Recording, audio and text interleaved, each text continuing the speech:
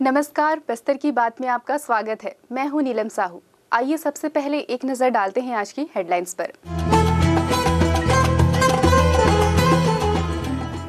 प्रदेश के साथ ही बस्तर जिले के विभिन्न धान उपार्जन केंद्रों में 1 दिसंबर से धान खरीदी की हुई शुरुआत। धान खरीदी शुभारंभ पर संसदीय सचिव हुए शामिल। दैनिक वेतन भोगी वाहन चालकों को निकाले जाने के विरोध में और ग्राम कल्चा के कोटवार को हटाने की मांग को लेकर शिवसेना का धरना प्रदर्शन।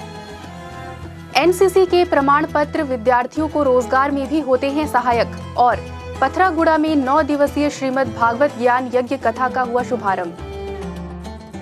अब खबरें विस्तार से। बस्तर जिले के विभिन्न धान खरीदी केंद्रों में किसान के धान खरीदी की प्रक्रिया 1 दिसंबर से प्रारंभ हुई। इसी क्रम में नगर सीमा में लगे ग्राम पल्ली के धान खरीदी केंद्र में छत्तीसगढ़ महतारी और धनवंतरी की पूजा अर्चना कर संसदीय सचिव रेखचंद जैन और बस्तर जिला कांग्रेस कमेटी अध्यक्ष राजीव शर्मा के द्वारा कालीपुर के किसान कमलेश नागे से धान खरीदी के साथ प्रारंभ हुई। धान उपार्जन केंद्र में खरीदी शुरू होने से पल्ली लैम्प्स क्षेत्र के किसानों की चेहरे में खुशी झलकने लगी। सुबह से ही पल्ली के धान खरीदी केंद्र में किसानों की भीड़ लगी हुई है। सभी लाइन में लगकर टोकन प्राप्त कर रहे हैं। खरीदी के पहले दिन एक ही किसान के 100 क्विंटल धान की खरीदी हुई। खरीदी केंद्र में किसानों की सुविधा के लिए सारी व्यवस्था किए जाने के बाद कहते हुए लैंप प्रबंधक दीनमणि जोशी ने बताया, आज एक किसान का 100 कुंटल का काटा चल रहा है। ऐसा जी। और कितने अब तक कटे हैं? अभी 8 तारीख तक कट रहा है टोकन। प्रतिदिन 400 450 जैसे हमाल उपलब्ध रहेंगे उस हिसाब से काट रहे हैं। क्या आपके लैंप्स में कितने कृषक हैं? हमें 490। अच्छा, और धान का रकबा 709 हेक्टर है। जैसे बारदाने की कमी की बात कही जा रही है, अभी अपने यहाँ तो है, बहुत बारदाना पर्याप्त है। ऐसा ना जी। किसानों को कोई तकलीफ नहीं हो रही? नहीं हो रही है। मौसम खराब होने से तो तिरपाल वगैरह का व्यवस्था है पूरा। इसी तरह बस्तर जिले के अन्य खरीदी केंद्रों में भी धान खरीदी की जा रही है। शिवसेना की बस्तर इकाई द्वारा 2 सूत्री मांगों को लेकर 1 दिवसीय धरना प्रदर्शन मंगलवार को किया गया। दैनिक वेतन भोगी वाहन चालकों को फिर से काम पर रखे जाने और कल्चा गांव के कोटवार द्वारा किए गए भ्रष्टाचार की जांच पर उचित कार्यवाही करने की मांग शिवसैनिक कर रहे हैं। इस दौरान शिवसेना के जिला अध्यक्ष राजेश कुकड़े ने बताया, ये दैनिक वेतन भोगी ड्राइवर और कल्चा गांव के कोतवाल को हटाने के संबंध में और दैनिक वेतन भोगी ड्राइवरों को पुनः वापस काम के संबंध में हम लोग धरने पे बैठे हैं। कोतवाल गांव का जो सरपंच है वो बहुत ज़्यादा आतंक मचा के रखा हुआ है। जबरन गांव वालों को झूठे केसों में फंसाना, ज़मीन की झूठ बोल के 20 डिसमिल बोल के 6-6 एकड़ का रजिस्ट्री कराना और जिससे खरीदें उसको पैसा भी नहीं देना। और इनका तो बगैर कारण बगैर सूचना के इनको ड्यूटी से निकाला गया है। इनका पूरा परिवार संकट में आ गया है। इसलिए इनके लिए भी इनके जो अधिकारियों से मुलाकात करने के बाद जो टाल मटोल करते रहे। इसके लिए कितने दिवस का करना है? ये आज तो एक ही दिवस का है। अगर नहीं हुआ, अगर मांग हमारी पूरी नहीं होगी तो अनिश्चितकालीन भूख हड़ताल में भी बैठेंगे हम लोग। 1 आध हफ्ते के बाद देते हैं सरकार को अल्टीमेटम दे के देखते हैं, फिर अगले हफ्ते से हो सकता है हम लोग अनिश्चितकालीन भूख हड़ताल भी करना चालू करते हैं। बच्चों को अच्छा नागरिक बनाने के साथ उनके मन में देशभक्ति और सेना के प्रति सम्मान और समर्पण की भावना जागृत करने के लिए स्कूल और कॉलेजों में एनसीसी का संचालन किया जा रहा है। एनसीसी कैडेट्स को सेना के अधिकारी और जवानों द्वारा प्रशिक्षण दिया जाता है। प्रशिक्षण के बाद ए, बी और सी प्रमाण पत्र प्रदान किया जाता है, जो उन्हें सेना या किसी भी सुरक्षा बल में भर्ती के समय आंतरिक अंक प्रदान करता है। इस संबंध में विस्तार से जानकारी देते हुए कर्नल अजय धवन 9 छत्तीसगढ़ स्वतंत्र कंपनी एनसीसी ने बताया, मेरा नाम कर्नल अजय धवन है। मैं ऑफिसर कमांडिंग हूँ 9 छत्तीसगढ़ इंडिपेंडेंट कंपनी एनसीसी का जगदलपुर के मैं पोस्टेड। मैं जनवरी में यहाँ पे पोस्टिंग आया था और एक मैं आर्मी ऑफिसर हूँ जो भी एनसीसी में तैनात हूँ एनसीसी के कैडेट को ट्रेनिंग करने के लिए। सर, एनसीसी यहाँ के बच्चों को दिया जाता है जो प्राय मिडिल स्कूल से शुरू हो जाता है और कॉलेज तक चलता है। हाँ। सर, इसमें बहुत सारी परीक्षाएं भी होती हैं। एक तरह से एनसीसी का लाभ रोजगार के लिए कितना कारगर है? जो मेरा यूनिट है, जो मेरी कंपनी है एनसीसी की, बेसिकली एनसीसी के सबसे इम्पोर्टेंट 3 एम हैं। एक तो मेरी यूनिट है कि मतलब एक तो बच्चों को जो एनसीसी के कैडेट हैं उनको सबसे पहले मोटिवेट करना, मुझे आर्मी, एयरफोर्स या नेवी ज्वाइन करने के लिए। फर्स्ट एज एन ऑफिसर, अगर ऑफिसर नहीं तो पक्का एज ए सोल्जर। ये सबसे पहला जो मेरा एम है मेरे यूनिट का यहाँ पे रहने का, और मेरा जो काम है। दूसरा काम ये है कि बच्चों को एक अच्छे डिसिप्लिन सिखाएं कि वो डिसिप्लिन उनके लिए लाभदायी आगे जाके हो, तो उनको एक डिसिप्लिन सिटीजन बनाना। और तीसरा ये चीज़ है कि उनको अच्छा सिटीजन बनाना ताकि वो हर किसी के साथ चल सकें, हर किसी को मोटिवेट कर सकें और सबको ज़िंदगी में आगे बढ़ा के लेके जाएं, एक अच्छे सिटीजन साबित हों आगे चल के। ये हमारा तीसरा एम है उनको बनाना। तो हम काफ़ी सारे सोशल एक्टिविटीज़ को प्रमोट करते हैं और उसमें एनसीसी कैडेट्स को लेके आते हैं, उनको बोलते हैं आप ये करिए। और देश की सेवा, इससे क्या होता है, पूरी जो प्रजा की सेवा होती है, प्रजा को नॉलेज मिलती है और देश की इससे तरक्की होती है।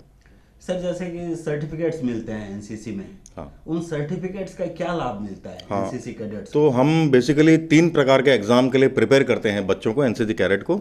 सबसे पहले ए सर्टिफिकेट, वो 8th, 9th एंड 10th के बच्चे जो होते हैं कैडेट्स, वो ए सर्टिफिकेट एग्ज़ाम लिखते हैं। उसके बाद होता है बी सर्टिफिकेट एग्ज़ाम। ये 11th, 12th के बच्चे कैडेट्स होते हैं, या तो कॉलेज में 1st एंड 2nd ईयर के बच्चे होते हैं, ये 2 साल का होता है। उसके बाद बी सर्टिफिकेट करने के बाद आपको सी सर्टिफिकेट 1 साल का और होता है कोर्स, उसमें सी सर्टिफिकेट एग्ज़ाम देते हैं। अब सी सर्टिफिकेट एग्ज़ाम अगर होल्डर है कोई कैडेट, अगर सी सर्टिफिकेट कर लिया उसने, तो उसको आर्मी में और एयरफोर्स में और नेवी में उसके लिए वैकेंसीज़ हैं।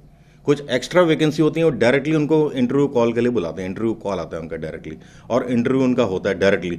उसको ये सीडीएस एक एग्ज़ाम होता है, कंबाइंड डिफेंस सर्विसेज एक होता है एफकैट, एयरफोर्स का कॉमन एडमिशन टेस्ट, और दूसरा आईनेट होता है, ये है नेवी का एडमिशन टेस्ट। ये तीनों टेस्ट नहीं देना पड़ता है, उसको सिर्फ इंटरव्यू के लिए डायरेक्टली बुलाया जाता है सी सर्टिफिकेट होल्डर को।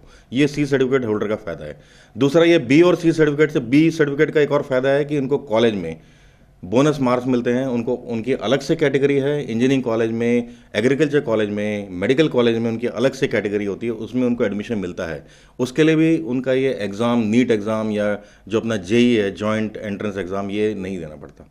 मतलब ये इसके स्कोर पे ही कम स्कोर पे भी उसे ये एडमिशन मिल जाता है। उसके बाद जो ए सर्टिफिकेट और बी और सी सर्टिफिकेट है, इनका हर तरह के पुलिस फोर्स में, आसाम राइफल में, सीआईएसएफ में, सीआरपीएफ में, हर जगह पे बोनस मार्क्स दिए जाते हैं ताकि उसको एक वहाँ पे दाखिला मिले, उसमें वहाँ पे सिलेक्शन हो जाए उसका। अगर कोई एनसीसी का कैडेट है और कोई नॉर्मल कैंडिडेट है, कोई इंटरव्यू के लिए जा रहा है, कोई सिलेक्शन प्रोसेस के लिए जा रहा है, सीआरपीएफ में, सीआईएसएफ में कहीं जा रहा है, तो उसको हमेशा एनसीसी का कैडेट जो है, बी सर्टिफिकेट होल्डर या ए सर्टिफिकेट, उसको पहले प्रेफरेंस दिया जाएगा, क्योंकि उनको पता है कि एनसीसी का कैडेट है, ये डिसिप्लिन्ड है, साथ में एक अच्छा सिटीजन है, और साथ में ये अच्छा हमारे पास काम करेगा। तो ये हमारे लिए भी बहुत अच्छी बात है ये, कि मेरे पास एनसीसी का कैडेट कोई सोल्जर बन के आया है, या उसने पुलिस फोर्स ज्वाइन किया है, या कोई सीएपीएफ की, सीआईएसएफ या सीआरपीएफ ज्वाइन किया है। तो ये एक बात है। सर, जैसे कि राष्ट्रीय स्तर पे कुछ कैडेट्स का चयन होता है, उन्हें क्या लाभ मिलता है?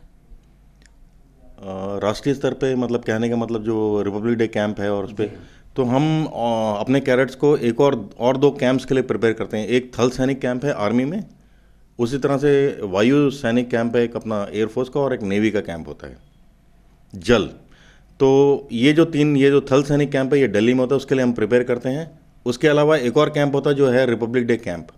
जो रिपब्लिक डे परेड होती है 26 में, उसमें हमारे कैडेट्स पार्टिसिपेट करते हैं। एनसीसी में 17 डायरेक्टरेट हैं, हर 17 डायरेक्टर से करीब 106 से 108 कैडेट हर साल जाते हैं, वहाँ पे पार्टिसिपेट करते हैं। इस बार कोरोना के चक्कर में थोड़ा सा कट शॉर्ट हो गया है, कम कैडेट जाएंगे, बट वहाँ पे पार्टिसिपेशन होता है। जो कैडेट वहाँ पे पार्टिसिपेट कर लेता है, उस जगह पे पहुँच जाता है, उसका पहले सिलेक्शन प्रोसेस होता है, वो सिलेक्ट हो गया, अगर वो उसने कर लिया तो उसको एक एक्स्ट्रा मार्क्स मिलते हैं, हर ऑर्गेनाइजेशन में मिलते हैं। आर्मी में अगर ज्वाइन करेगा उसके लिए अलग बोनस मार्क्स मिलते हैं, सीआरपीएफ हर जगह पे, सीआईएसएफ में उनको अलग बोनस मार्क्स मिलते हैं। तो ये हैं एनसीसी के फायदे। पथरागुड़ा सिविल लाइन में हिरवानी परिवार के तत्वाधान में 9 दिवसीय श्रीमद् भागवत महापुराण, ज्ञान यज्ञ कथा और ज्ञान सत्संग सप्ताह का आयोजन किया जा रहा है। सोमवार को पोथी कलश यात्रा निकाली गई, जो कथा स्थान तक पहुंची। श्रीमद् भागवत ज्ञान यज्ञ कथा सप्ताह अंतर्गत कांकेर कुरना से पहुंचे पंडित तोरण शर्मा ने कथा के प्रथम दिवस पर परीक्षित जन्म और वाराह अवतार प्रसंग की कथा आकर्षक ढंग से सुनाई, जिसमें उन्होंने बताया कि जब जब धरती पर पाप अधर्म बढ़ता है, लोगों का जीवन कष्टमय हो जाता है, तब तब भगवान विविध रूप धारण कर जन्म लेते हैं और मनुष्य के दुख कष्ट का निवारण करते हैं। राक्षस हिरण्याक्ष ने जब पृथ्वी को जल में डुबो दिया था, तब भगवान विष्णु वराह अवतार लेकर पृथ्वी का कल्याण किए।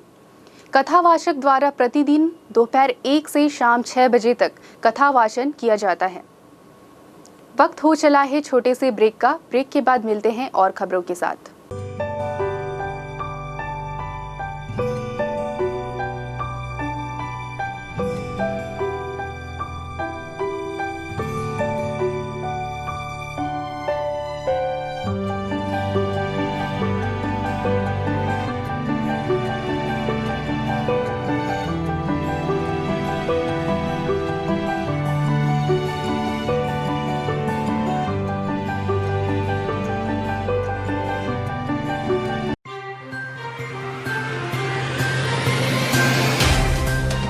सफर जगतुगुड़ा से जगदलपुर का,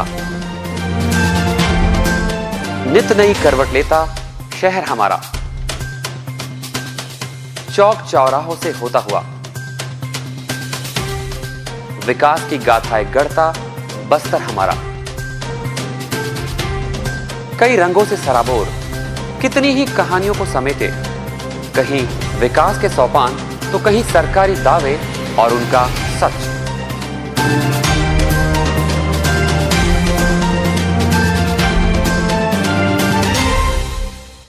आतंक से दहलते जंगल, जमीन और जीवन,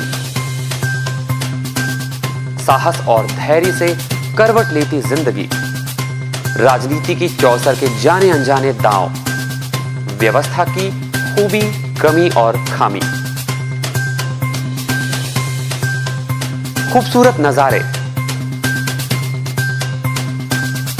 अब होगी हर बात हमारे साथ, बस्तर की बात।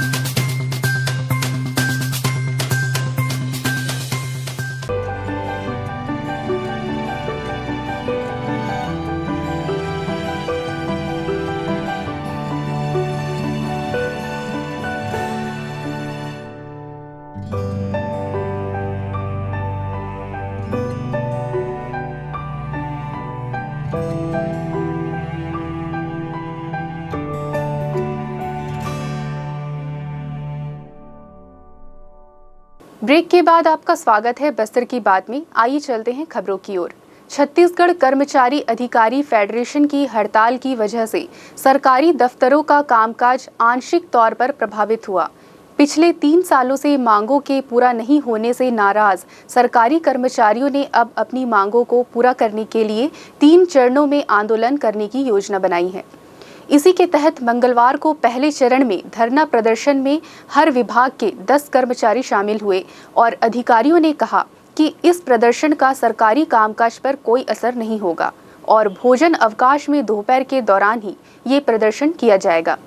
कर्मचारी पुरानी पेंशन योजना लागू करने सहित 14 मांगों को लेकर कमिश्नर को ज्ञापन देने के साथ ही मांगे पूरी नहीं होने पर आगे आंदोलन की बात कर रहे हैं। 14 सूत्रीय मांगों में प्रदेश के कर्मचारी अधिकारियों को महंगाई भत्ते की लंबित किश्त दिए जाने, 7वें वेतनमान का एरियर लंबित वार्षिक वेतन वृद्धि को पूरा करने, अनियमित कर्मचारियों को नियमित करने और पटवारियों को पदोन्नति कर उन्हें लैपटॉप दिए जाने की मांग भी शामिल है। पहले ही दिन कर्मचारियों ने हाथों में तख्तियां दी और मशाल लेकर रैली निकाली और कलेक्टर को भी ज्ञापन सौंपा। इस बारे में फेडरेशन संघ सदस्य गजेंद्र श्रीवास्तव ने जानकारी दी। अधिकारी फेडरेशन के प्रांतीय आह्वान पर 3 चरणों का आंदोलन प्रस्तावित है, जिसके तहत आज प्रथम चरण में 1 दिसंबर को हम लोग भोजनावकाश में सभी संगठन के साथी इकट्ठा होकर माननीय मुख्यमंत्री जी को ज्ञापन जिला कलेक्टर के माध्यम से सौंपेंगे। इसके बाद भी सरकार अगर नहीं जागती है तो 11 दिसंबर को पूरे छत्तीसगढ़ के पूरे कार्यालय बंद रहेंगे, जिसमें क्लास 3, क्लास 2, क्लास 4, अनियमित कर्मचारी, संविदा कर्मचारी, सारे कर्मचारी उसमें सम्मिलित रहेंगे। पूरा 11 दिसंबर को पूरा छत्तीसगढ़ बंद रहेगा। हमारी मांगे, प्रमुख मांगे, हम सरकार से अपना पैसा मांग रहे हैं। महंगाई भत्ता, 7वां वेतनमान का एरियस और वार्षिक वेतन वृद्धि, ये हमारा हक का पैसा है, हम कोई अलग से मांग नहीं कर रहे हैं। इसके साथ साथ हमारी 14 सूत्रीय मांगे हैं जो शासन को 21 नवंबर को प्रेषित की जा चुके हैं नोटिस के माध्यम से। और दीपा मांझी जो कि सदस्य है, उन्होंने भी बताया 7वां वेतनमान का एरियस और महंगाई भत्ता जो हमारा जायज़ मांग है उसको ज़रूर पूरा करेंगे और इसी की मांग के लिए हम सब यहाँ पर खड़े हैं, एकत्र हुए हैं। सभी जो कर्मचारी संघ है वो सभी एक साथ एकजुट होकर हम यहाँ पर रैली निकाल रहे हैं, मशाल उठाओ रैली। और जो कोरोना काल में जितने भी नियमित या अनियमित कर्मचारी का देहांत हुआ है उनके लिए 50 लाख का जो मुआवजा है उसकी भी मांग के लिए हम खड़े हुए हैं। 2 दिसंबर से शुरू हो रहे नक्सलियों के पीपल्स लिबरेशन गुरिल्ला आर्मी सप्ताह के पहले दक्षिण बस्तर में अपने प्रभाव के इलाके में नक्सलियों ने सक्रियता बढ़ा दी है। रविवार रात किरंदुल रेल खंड अंतर्गत कमलूर भांसी स्टेशनों के बीच रेल पटरी पर कंक्रीट का स्लीपर रखकर उन्होंने मालगाड़ी को गिराने की कोशिश की, लेकिन ड्राइवर की सतर्कता से हादसा नहीं हुआ। कंक्रीट स्लीपर ट्रैक पर देखने के बाद ड्राइवर ने आपातकालीन ब्रेक लगाकर गाड़ी की रफ्तार धीमी कर ली, जिससे ट्रेन पलटने से बच गई और ये ट्रेन बेलाडीला से लौह अयस्क भरकर विशाखापट्टनम जा रही थी। हालांकि ब्रेक लगाने के बावजूद भी इंजन स्लीपर से टकरा गया, लेकिन इससे कोई खास नुकसान नहीं हुआ। घटना रविवार देर शाम की है। बस्तर संभाग के सबसे पुरानी और सबसे बड़े पोस्ट ग्रेजुएट कॉलेज में छात्रों को असुविधा के बीच पढ़ाई करने की समस्या से अब तक निजात नहीं मिल पाई है। हालांकि जन भागीदारी समिति में 1 करोड़ रुपए मौजूद है, लेकिन इसका भी इस्तेमाल उपयोगी कार्यों में नहीं किया जा रहा है। छात्रों के हित और कॉलेज में व्यवस्थाएं सुधारने के लिए बनाई गई जन भागीदारी समिति विधायकों का विशेष फंड बनकर रह गई है और इसका इस्तेमाल भी इसी ज़रूरत को ध्यान में रखकर किया जाता है। इसका फायदा छात्रों को कम और समिति के संचालनकर्ताओं को ज़्यादा होता दिखाई देता है। यही नहीं, जन भागीदारी समिति विधायक का विशेष फंड बनकर ही रह गया है और स्थानीय प्राचार्य जन प्रतिनिधियों के इशारे पर इस पैसे का इस्तेमाल किया जाता है, जो कि विशेष दौर पर छात्रों के लिए उपयोगी नहीं होती दिखाई दे रही है। हाल में करीब 70 लाख रुपए जन भागीदारी समिति में उपलब्ध है और इनके इस्तेमाल को लेकर अब तक कोई पहल नहीं की गई है। आलम यह है कि हर साल जगदलपुर के सबसे बड़े पीजी कॉलेज में 18 से 20 लाख रुपए की फीस जन भागीदारी के रूप में छात्रों से ली जाती है, पर इसका इस्तेमाल ही उपयोगी कार्यों में नहीं होता। पीजी कॉलेज में अलग अलग संकाय में ना तो पर्याप्त संसाधन उपलब्ध है और ना ही पर्याप्त शिक्षक। ई लाइब्रेरी, साइकिल स्टैंड और परिसर की साफ सफाई भी ठीक तरह से नहीं होती। ज्योति राव और गौरव जो कि स्टूडेंट हैं, उन्होंने हमें बताया, अभी तक जितना हम लोगों ने देखा है जन भागीदारी का उपयोग जिस तरह से होना चाहिए स्टूडेंट के विकास में, कॉलेज के विकास में, और जितनी भी सुविधाएं स्टूडेंट को जन भागीदारी के माध्यम से मिलनी चाहिए, वो हम लोगों ने आज तक नहीं देखा कि वो नियमित रूप से या सही तरह से स्टूडेंट तक पहुंच पा रही है।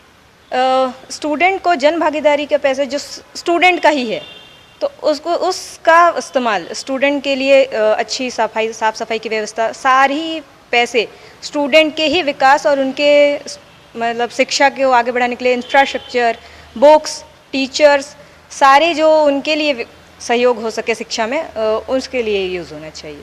जैसा कि हम लोग 5-6 साल से पीजी कॉलेज में पढ़ते हुए आ रहे हैं, हम लोग को ये पता है कि जन भागीदारी का उपयोग स्टूडेंट हित में, स्टूडेंट वेलफेयर में होना चाहिए, पर ऐसा तो देखने को अभी तक नहीं मिला है।